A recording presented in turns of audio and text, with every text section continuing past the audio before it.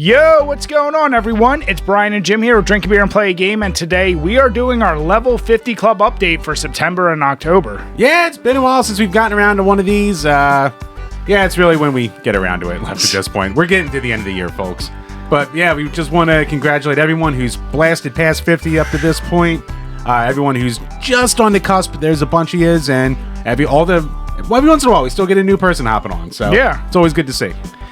I'm always curious with the new people popping on. Do you think that's a case of they just haven't been tracking or haven't actually been beating games? It's more been a person seeing the hashtag and going, hey, what's this? Yeah, that's true. And then they'll just dump a big list of stuff that they've been beating. Yeah. Last time, Jim had like, you had 10 entries? 10-ish, something like that. Yeah, he did some monster work. This time... 2. Not so much. Yeah, as you may know, if you follow our channel, I've been going through the puppet combo games, and part of that is actually playing through all the puppet combo games. So I've upped my number. Last time I think I only had 2 or 3. This time I have 6. So respectable. Yeah, I'll get us kicked off here. One game that is quite long, unlike some of the puppet combo games, Days Gone. It's a game that I'm shocked took me as long as it did to get around to. Infamous, huge hordes of zombies chasing you, done in the, I think, Oregon style like environment, and it's one of the best uses of using a motorcycle in an open world game, because that's something I don't usually see. You either don't have any vehicles at all, or it's always like a car with like spikes on it. Yeah, and even in like sandbox games like GTA, they always kind of controlled like shit. Yeah, this one, the bike controlled perfect. That was one of the most fun things, was the bike mechanics. The gameplay got a little repetitive, and even for me, who likes story, there's a lot of cutscenes. You would drive yourself absolutely insane. Not interested. So, while I did enjoy it, and I thought the story is well done, and it has some of the best use of licensed music I've seen in a while, I'm still only giving it a B. I enjoyed it, but it's definitely not anywhere near perfect. I would highly recommend it if you like zombie games, but I would say don't expect anything that's going to reinvent the genre. So my next one is Puppet Combo. And Shocker. Get used to hearing that. Well, technically it's one of the ones produced by Puppet Combo under their Torture Star label. So the first one is Deadly Night, and this one, it's another shocking twist ending. You're kidnapped, get placed in a house, have to do a bunch of shit, get out of the house.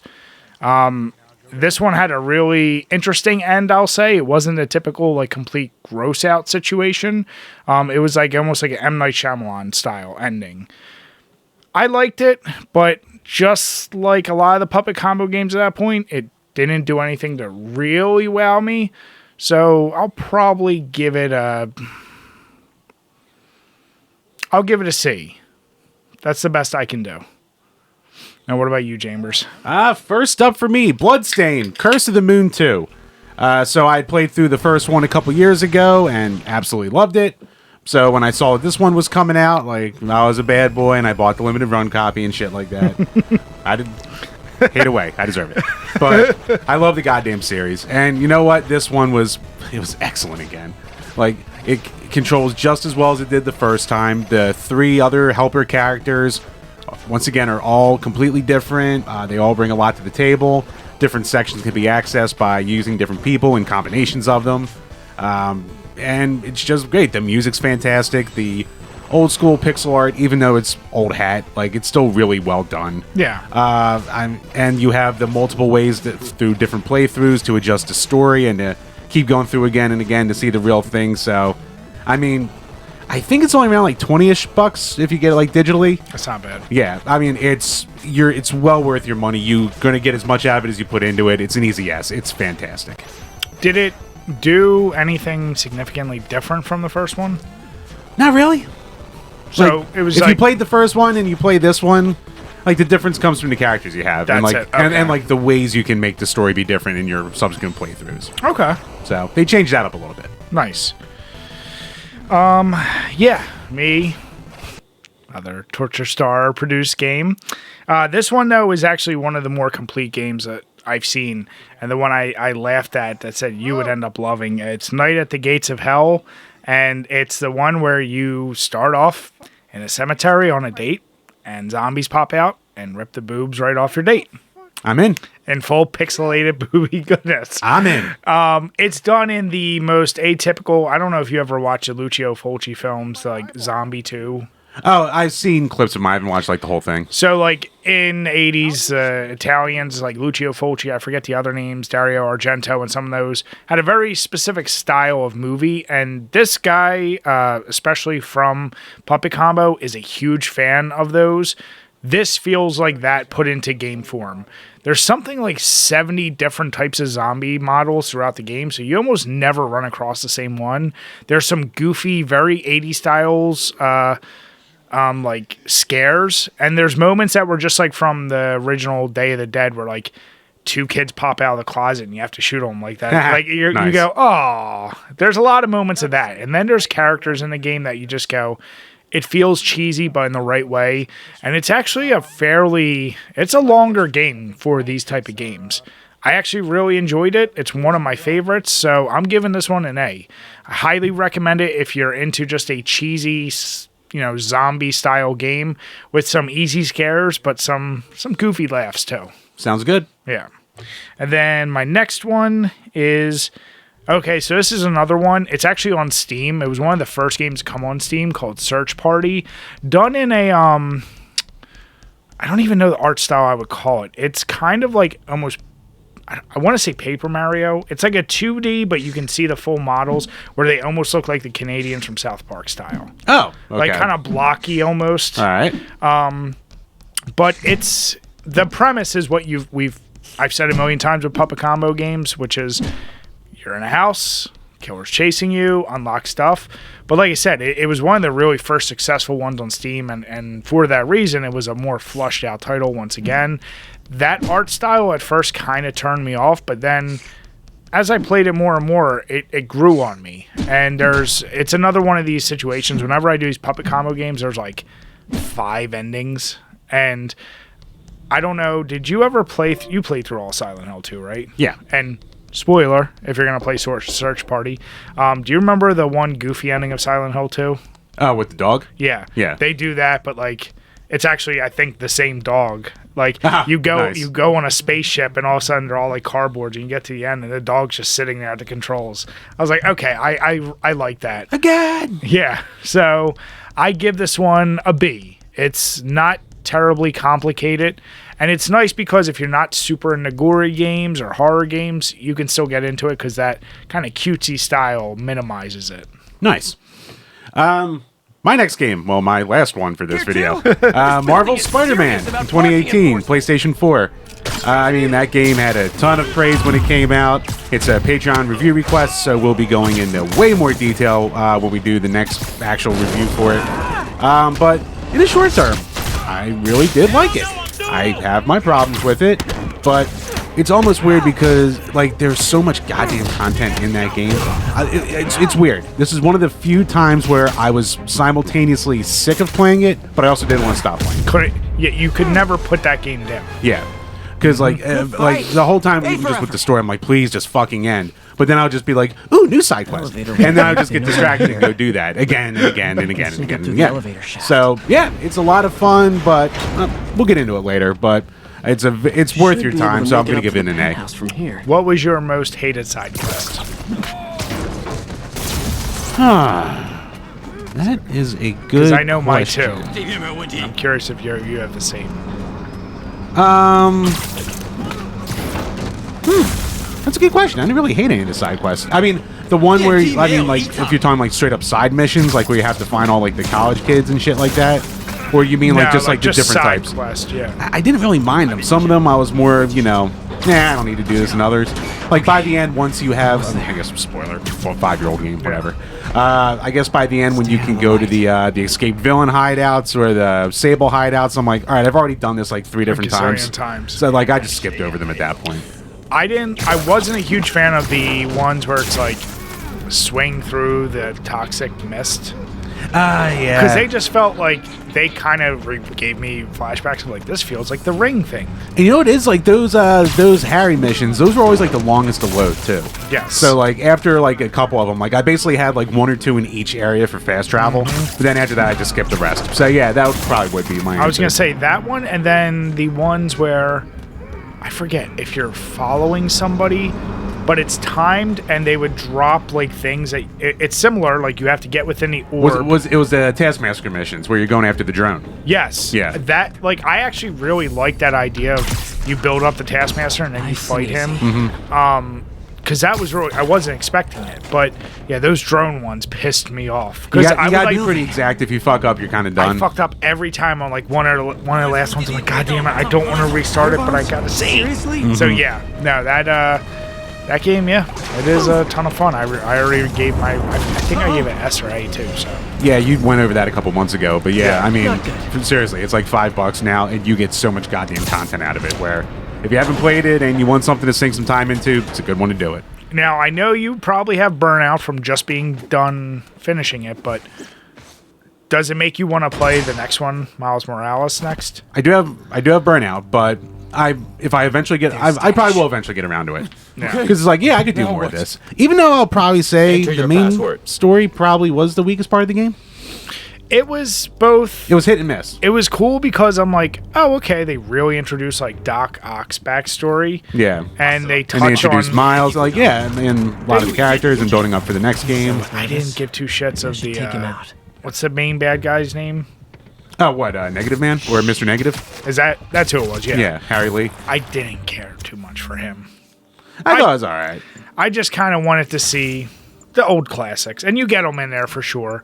But they're a little like. He's a fairly new character. I think from like 10 years ago he was introduced, something Yeah, like that. he was. You know what? I actually really did like the variety in some of his boss fights. Yeah. Like when he's the big monster, or the one on the train. I liked a lot. The train one was cool. Like the pattern and like that was pretty cool.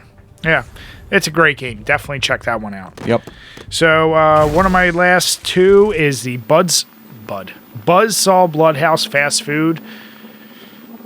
This game, this son of a bitchin' game, is one of those where imagine the worst 3D platformer you could have played, but now make it where if you accidentally touch anything, you're just gonna die instantly. Fun. That's what this game is. It's brutal. The idea is brutal. I saw what they were going for. It's just not my type of game. And I can't overlook. I know they're doing tank controls to be retro, but honestly, I'm giving it a D. It's not something I would personally go back to. But hey, if you really want to pull your hair out, have fun with it. It'd be something Jim would love. No thanks. And then the last one is Scary Tales Volume 1. Now, this one is interesting because it was a combo of 3 of their games, but did you ever see the movie VHS? The horror anthology? Don't think so. Okay, so there's been lots of horror movies like this, but the idea is like there's what's the term you use for an overarching story in the background while they do mini segments in between? Yeah, I know what you're talking about. So the main story is like you're in your apartment, you get a random box of these VHS tapes, you go over, you put them in, and then you can play the full games, the 3 full games. But there's something really fucked up going on in the background story, and I don't want to give spoilers. This is one I actually would recommend. Like, try it out. It manages to be so creepy, and everything takes place in this little ass apartment, but a lot of weird shit happens. I liked it, and you also get the value of 3 of their better games combined. So I'm going to give this one, I'll give that a B too. It's not over the top excellent, but it is a lot of fun. And especially if you want something that's a little creepy, but you don't got to do a whole lot of thinking. I like that. When we have our final tier list at the end of the year, it's going to be so many goddamn Bs. Yeah. Which isn't the worst thing in the world. I think I'm the only one who's given an F. Ooh, bonus points here. Remember what my F was? Oh, Cockhead. Yep. Who could forget? I know, I can't. Nah. Yeah, it will be very interesting to tally it all up. Now, let me ask you, since we are coming to an end soon, obviously we're both going to hit the 50.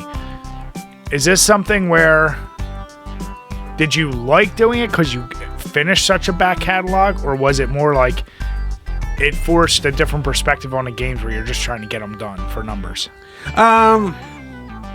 Both. Like, it was, it's like forcing myself to get through the backlog, force myself to pick games that I know, like, probably won't take a lot of time, but would still be something that's, new. It's no risk every time. Because there have been a couple I started and I just stopped. Yeah. Because I was like, I'm just not having fun, and it's not worth, like, putting a shitload of time into.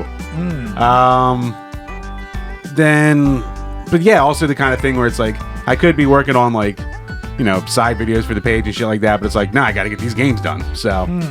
It's like almost like a productivity killer from like a YouTube standpoint. Interesting. But it is nice to just like play games just for the sake of playing games too. Yeah. Which I don't do a lot of these days. Yeah. Yeah. It's give and take. Yin and yang. Jim, you're so zen. Yes, that is what I am. I miss that comic. Zen. Intergalactic Ninja. The what? You don't know what that is? The blue ninja with the staff. There's a whole line of toys. Nope. I'll educate you. Pass me by. Sounds fun. Damn it. But once again, as Jim pointed out, you guys are absolutely killing it. I think we have at least 7 or 8 now above 50. Maybe. I asked you this last time. We know we're going to beat 50. What do you think you're getting to? I don't know, because we have like the Patreon games to finish up. And then after that, I mean, I might just start going back in Elden Ring. Because, like, I put my 15 hours in. I was like, I enjoy it, but I have to get some other shit done.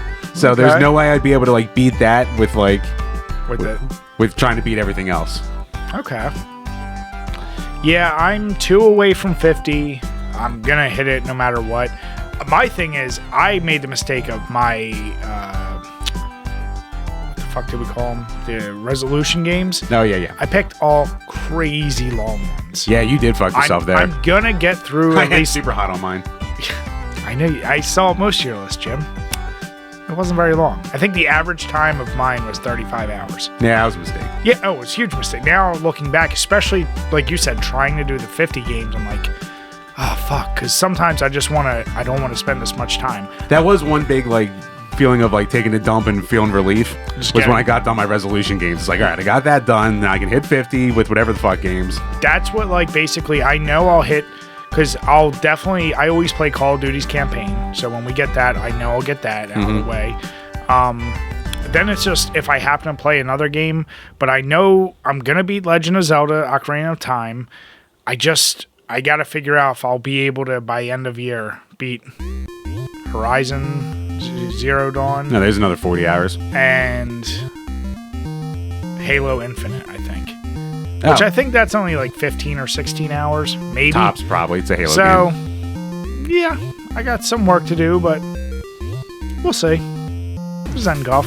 But no, if you remember, it's never too late. If you want to hop on, if you've been keeping track, or just want to send us your list, go ahead. We really enjoy seeing all the entries, and we just want to say thank you guys who have joined. Thanks for watching, and cheers. Cheers, everyone.